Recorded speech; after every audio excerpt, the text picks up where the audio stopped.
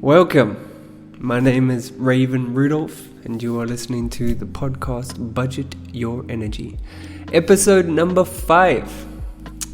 Yeah, I've got to one of the milestones, so very proud of that. And as usual, I'm going to take whatever's up here, try float it down to here, bring it out through the microphone, into your phone, into your home, and just shed light on things that are on my mind and topics that I like to talk about my journey, and see where that conversation unscripted goes. So here goes to the babble.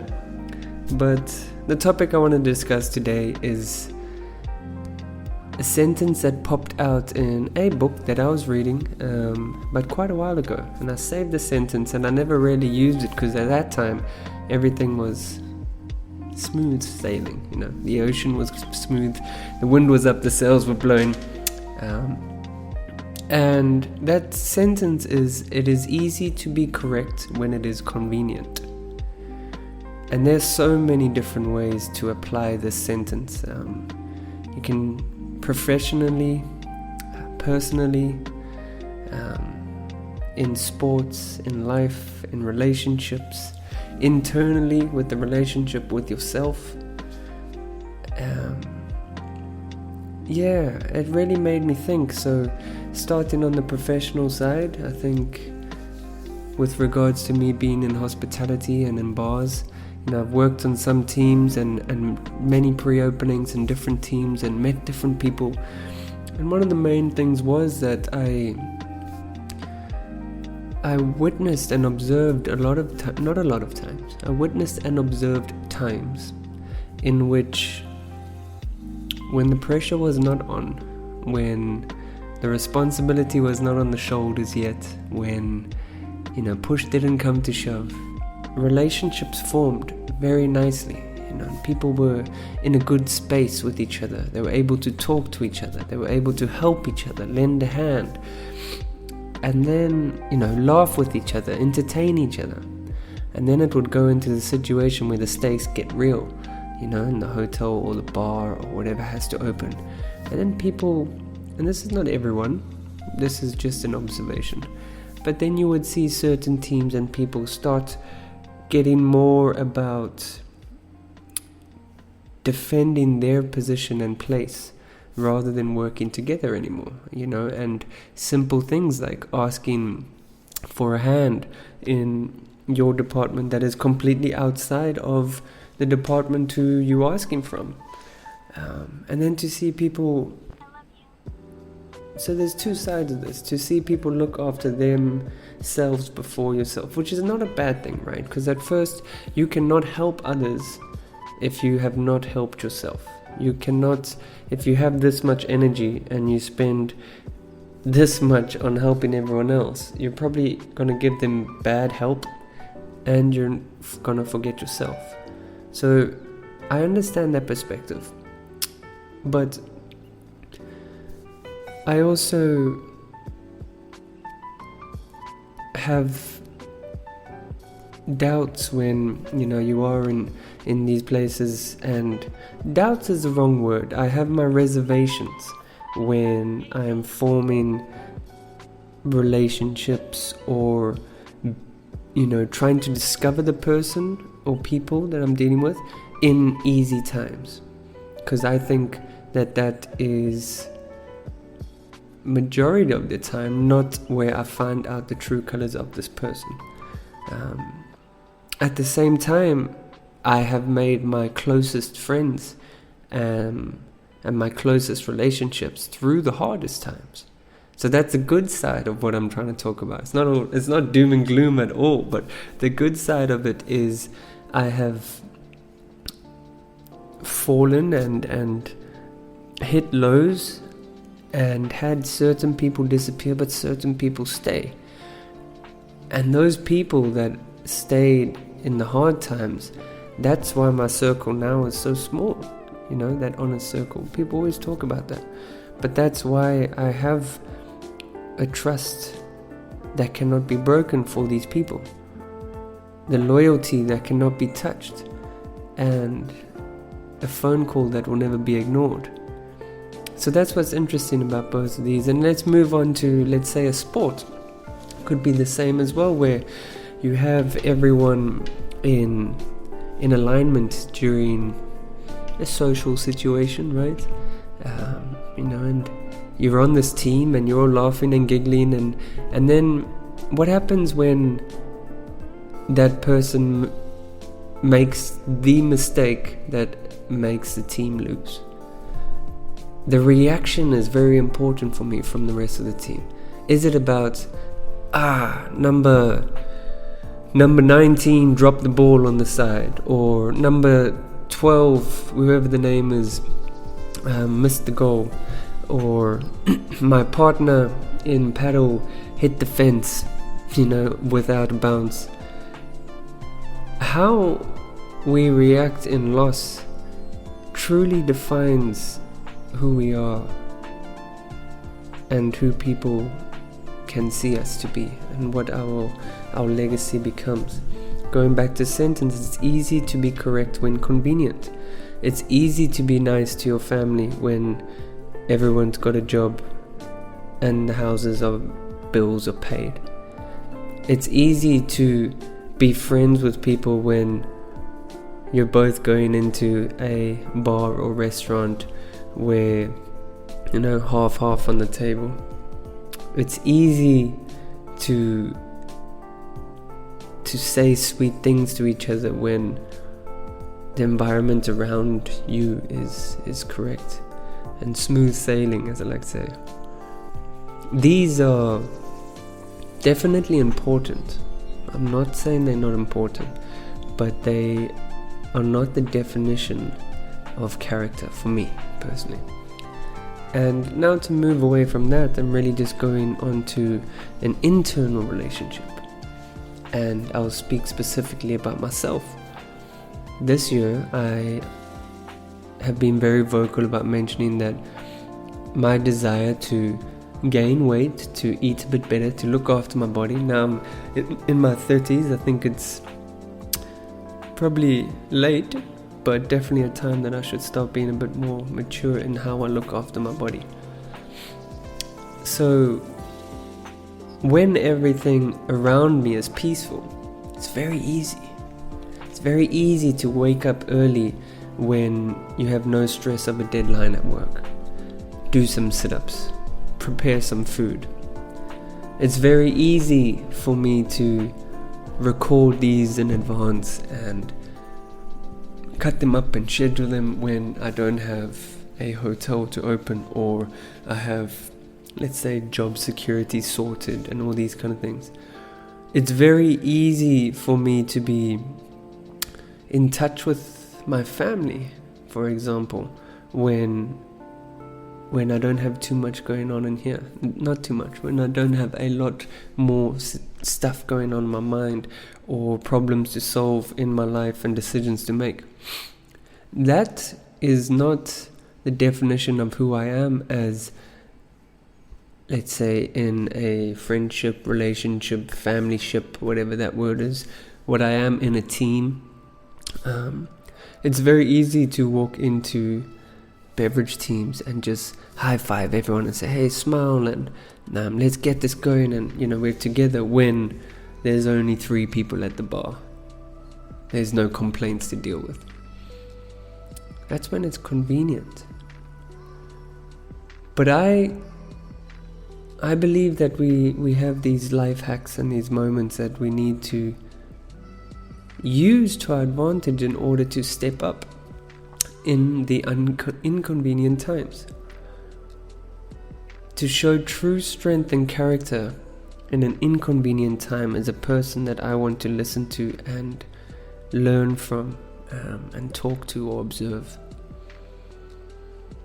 I admire leaders that can take busyness, slow it down, delegate it, not into just delegate and pass it off, but delegate it in a clever fashion that makes sense. I admire people that can take all the noise in their head and sit with themselves and break it down. I admire leaders and teams that work together under pressure. I adore seeing how teams like that celebrate when they do pass, when they do get to the point of, let's say, a win or an achievement through adversity.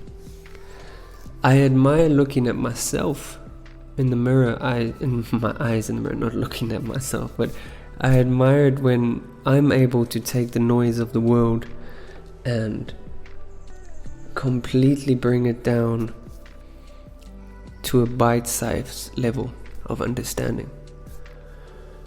I am more confident in myself when I'm able to reach that state of peace during an environment of chaos. And there's many different ways to do this. It's not about being born this way. It's not about knowing something that someone else doesn't. It's about being honest with myself. It's about being honest and true. Being able to sit and say, I feel overwhelmed now.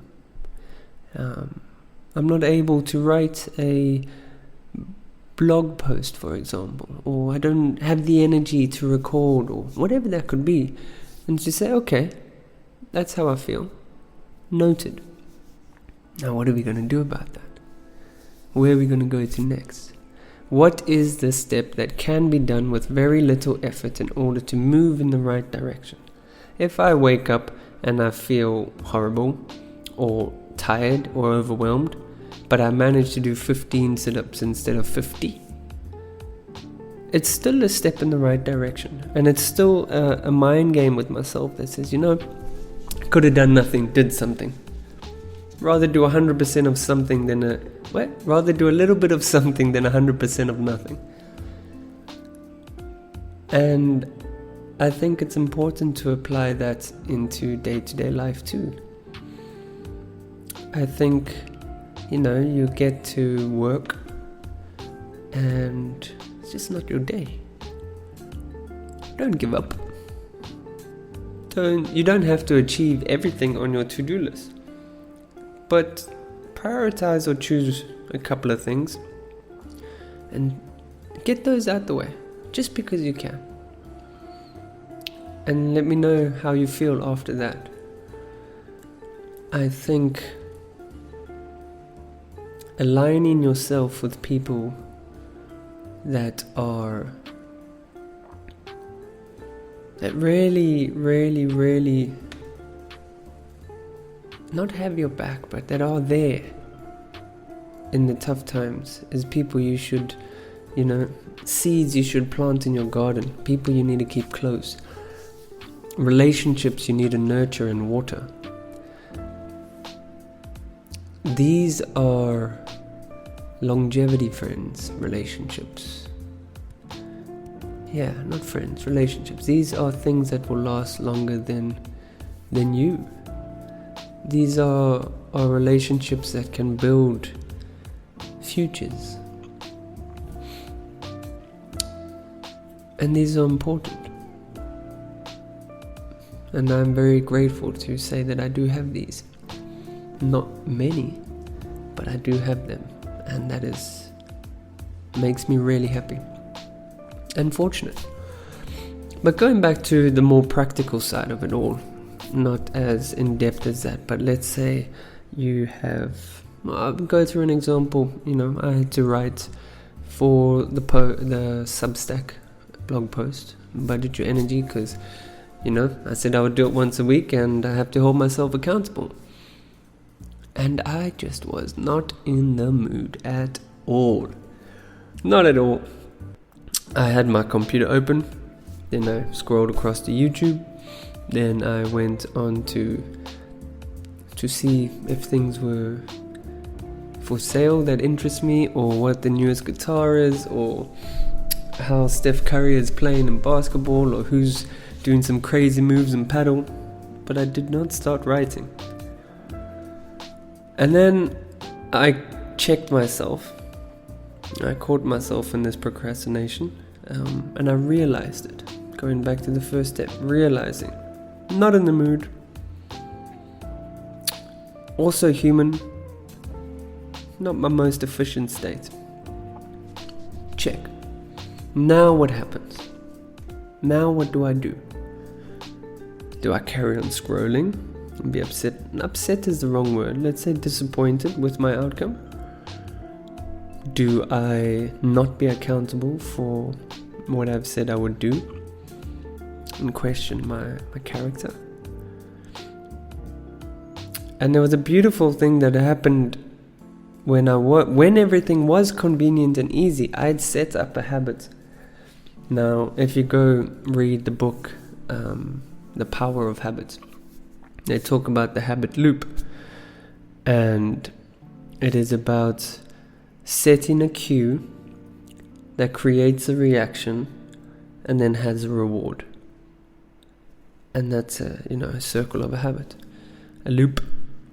And what's awesome about that is when I was in a good space and everything was perfect, I always used to light this candle next to me, and I would ensure that when I started writing, I would light the candle, usually lavender, because I love the smell of lavender, and it's just great for many subconscious things that I have. But I would light the candle and I would get into the zone, flow state, write what I needed to write. And once I was happy with that, I'd blow the candle out, like a ritual, right? But it was a subconscious effort to get myself into flow state or into a creative state and away from my mental block. And what's so interesting about that is the candle and the writing have nothing to do with each other. But the candle subconsciously unblocked something mentally which allowed me to physically write. So that's the cue and the reaction. And then the reward was, when I was finished, I kind of looked back and I was like, done it. Well played, Ray. And that was a rewarding feeling that then got me to put the phone away and actually do other things. Was it my longest article? No. Was it my most informative article? No. Was it a piece of art that made me think that, all of this is going to take off? No. Was it honest and genuine? Yes. Did I start and finish it on time? Yes. Did that make me feel good? Yes. Did I learn that this habit is a powerful tool for the subconscious in order to get away from constraints that I put on myself? Yes. Do I think that you could find something as well that would allow you the same benefit? Or self-control is not the word, but control over your efficiency or outcome? I think so. It doesn't have to be a candle. It can be a bracelet. It can be a song. It can be a picture. Some people I've heard, like when you're running on to the field or you're preparing for something, some people play a certain song. Whatever that method is, that's up to you. For example, I can't take a candle everywhere, so it works for my home environment, but does it work if I go to a cafe? I think it'll be a bit weird if I just pull out a candle while I'm supposed to be working or working on something. The point I'm trying to get to is, it is very okay, number one, to be in a rut, to not feel full of energy and have so much energy to budget. That is okay. It is normal. But it is not okay to let that control you for longer than necessary. It is not okay to let that get you down, or to give that control to an environment around you without at least trying to do something about it. And number 3, it's a lot easier than you think to create simple habit loops that create simple outcomes that over time compound into very complex achievements. And I hope that sticks in. It's like if you watched a beautiful podcast TED Talk about someone has zoomed far in and you see a grey block. And that grey block, they say, it says to the crowd, are you an artist? Can you draw anything? And they said no. Then it says, can you draw this grey block? It says yes. Can you draw this grey block 15 times, 20 times? Yes. And he zooms out and zooms out and zooms out and zooms out. And it turns out these grey blocks are pixels. What's stunning about that is all these pixels are one color, neutral, and just bland and seemingly effortless to create. But you place them all in the right time, and over time that effort compounds and all that, and that becomes a beautiful, definite defined picture, which at first glance you wouldn't be able to draw. But with the method and with doing small bits of productivity at a good rate and achieving these small goals along the way, you're able to create the work of art, to accomplish the goal. So if you are feeling overwhelmed, don't roll over and let it take you down. If you are in a convenient environment, use that time to build habits, relationships, routines that will be there for you to access when times are tough. If you are in a team that is in a convenient space, ensure that you are the same person when times are tough and inconvenient. Do not worry about who's doing what around you and if they are right or wrong, etc. You can't change the world, you can only change yourself. Ensure that when times get tough, you are the same person that can be relied on, that incorporates a team. And if you're having this instance with yourself when you need to learn how to get yourself away from how you feel right now or aligned with the task, remember small little things, small little cues that can create reactions and actions and then create rewards. And if you can do that, I think you'll be okay. And that's where we're going to end it today. Thank you very much for listening. I do want to also thank so many people who have reached out. I've got messages on Instagram. I've got messages on some comments on YouTube. I've got some subscribers, and I really value your opinion. And if you have sent me a message, I think you are very aware that I have replied. And yeah, I didn't think that I'd get these from certain people, and I'm really, really, really, really happy about it. So thank you very much. Please keep it going. I will do my best to keep it going on this side. And thank you for giving me a few moments of your time. Hope you have a great week ahead. And one love. Budget your energy. Be strong, be true, be genuine. And I'll see you next week.